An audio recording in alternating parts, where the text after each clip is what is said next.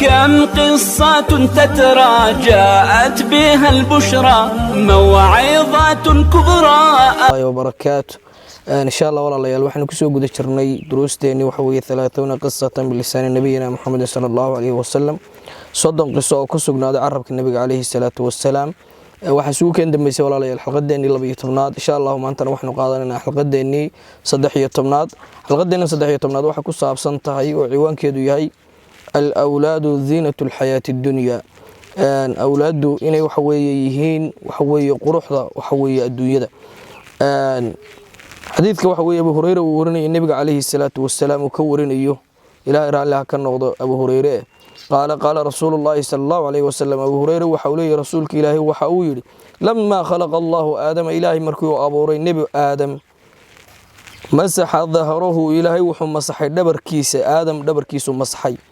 فسقط من ظهره دبر كيس وحك صوتي كل نسيمة هو خالقها من ذريته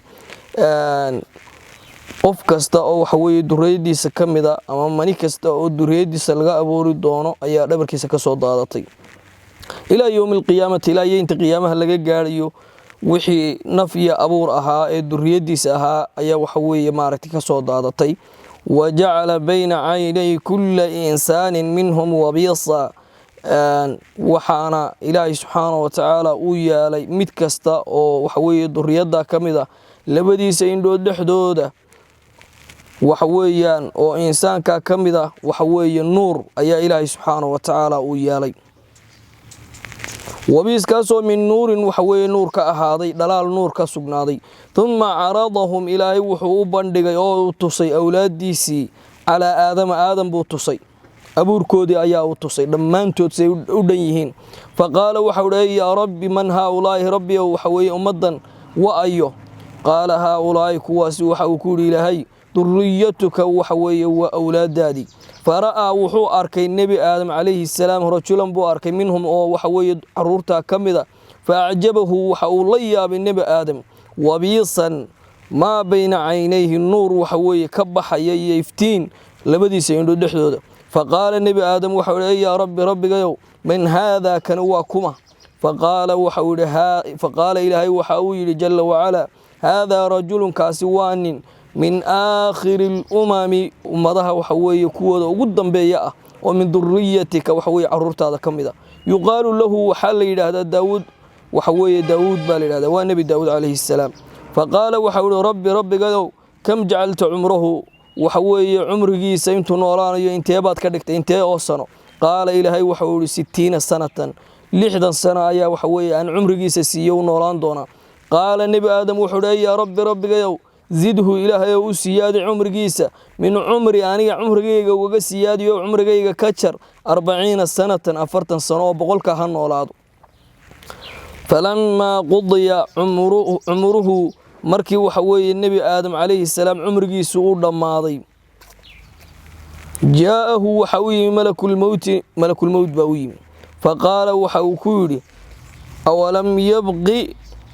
من عمري 40 سنة نبي وحوي آدم عليه السلام ملك الموت كمركو يكون نفط كان أيا آدم ويد عليه السلام وحوي ميان عمر إيجار سنين أفرتن سنة قال وحوكول ملك الموت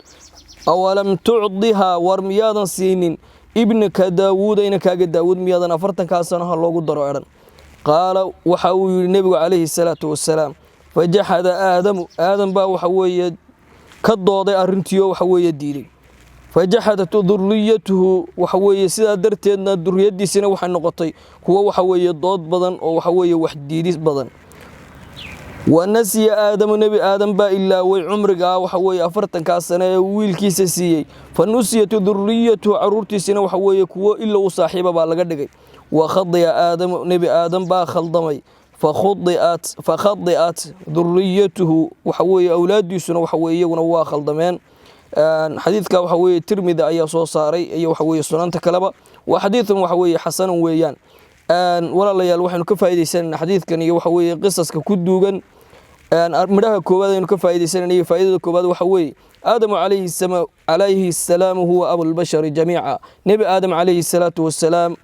dhammaan basharka waxa weeye isaga ayaa u aabba ah oo waxa weeye dhalay arinta labaad aynu ka faa'iideysanayna waxa weeye qudratullahi alcadiimi cala alkhalqi waxa weeye ilaahay subxaanahu wa tacaala awoodiisa weyn ee abuurkan waxa weeye ku duugan walbacthi yowma alqiyaama sidaa uu nebi aadam calayhi salaatu wasalaam ilaahay u tusay duriyadiisii waxa weeye ayaa ilaahay bacsigana waxa weeye ugu fudud yahay bacsiguna waxa weeye wax dhiba ilaahay aanu ku lahayn maalinta qiyaamaha wayadharu dhalika min qawli rasuul sallallahu alayhi wasallam arintaasina waxa ka dhex muuqata hadalka nabiga calayhi salaatu wasalaam uu yiri lamma khalaqa allahu aadama ilaahay markuu aadam abuuray famasaxa dhahrahu ilaahay dhabarkiisa ayaa waxa weeye u masaxay fasaqata min dhahrihi kullu nasamatin huwa khaliquha min dhurriyyatihi ila yawm alqiyam dhammaan wixii awlaadiisa ahaaba waxa weeye indhaha loo saaray oo la tusay ilaa qiyaamaha maaragtay wixii maaragtay dhalan lahaa inta waxa weeye adduunku taagan yahay arinta saddexaad waxa weeye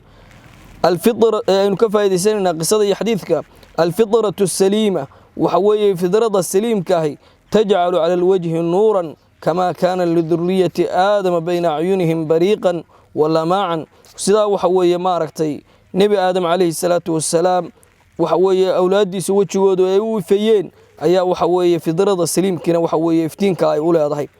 qabla an yudannisa ashirku walmacaasi inta waxa weeye aanay uskagaynin waxa weeye shirkiga iyo macaasidu quluuba ibnu aadama man dalla canhum waxa weeye quluubta ilma aadam waxa weeye ciddi luntay ee waxa weeye iyaga ka mid ah arinta walaalayaal afraad aynu ka faa'iideysanayna waxa weeye bayaanu aadama ra'yi dhurriyyatihi calaa suwarihim albashariyya waxa weeye nebi aadam in ilaahay subxaanahu wa tacaala si cayaanana uu tusay awlaadiisa waxa weeye dhammaan waxa weeye suuradahooda weliba waxa weeye iyagoo bashara uu tusay wayadharu dhalika min qowli rasuuli sallallahu alayhi wasallam hadalka nebiga ayay ka muuqataa fara'aa rajulan waxa uu ku dhex arkay awlaadda waxa weeye nin minhum iyaga ka mid a faacjabahu waa la yaabay nebi aadam wabiisa maa bayna caynayhi waxa weeye nuurka ka ifaya waxa weeye labadiisa indhood dhexdooda arinta shanaad walaalayaal ka faa'iideysanayna waxa weeye qowlullahi li aadama hadalka ilaahay uu ku yiri aadam can daawuuda nebi daawuud uu ku yiri haadaa kani rajulun waxa weeye waa nin min aakhiri lumami waxa weeye ummadaha kuwa ugu dambeeya ka mid a laa yaqtadii an yakuuna fii ummati muxamadin ma keensanayso waxa weeye ummadda nebi maxamed calayhi salaam inuu waxa weeye ka mid ahaa ama waxa weeye uu ka mid noqonayo laakiin waxa weeye maaragtay waxaynu kaloo ka qaadanaynaa waxa weeye waqtigaa iyo nebi daawuud calayhi salaatu wasalaam umamkii waxa weeye uu la noolaa waqtigaas inuu aakhiru zamaan ahaa inaguna waxa weeye maaragtay aynu kasii dambayno ummadaana tii ugu dambeysay aynu nahay arinta walaalayaal waxa weeye maaragtay lixaad aynu ka qaadanayna waxa weeye التمسك بالعبادات والطباع الطيبة فقد تتنقل من الآباء إلى الأبناء وحوي قفك وكل الضاعاتك يا عباداتك يا وناقة وحوي وحكد حلية وكقضين يا أولاد ديسا سيد النبي عليه الصلاة والسلام ويلي فجحد آدم نبي آدم با وحوي الديدين فجحدت ذريته أولاد ديسنا والديدين ونسي آدم نبي آدم نوى إلا هو فنسيت ذريته أولاد ديسنا وحوي كوا إلا وصاحبه بين نقدين وخضئ آدم فخضئت ذريته نبي آدم با خلدم أولاد ديسنا وحوي وخلدمين وآخر دعوانا الحمد لله رب العالمين وصلى الله وسلم على نبينا محمد انت عين ولا لك سوق بقبينا حلقة دنا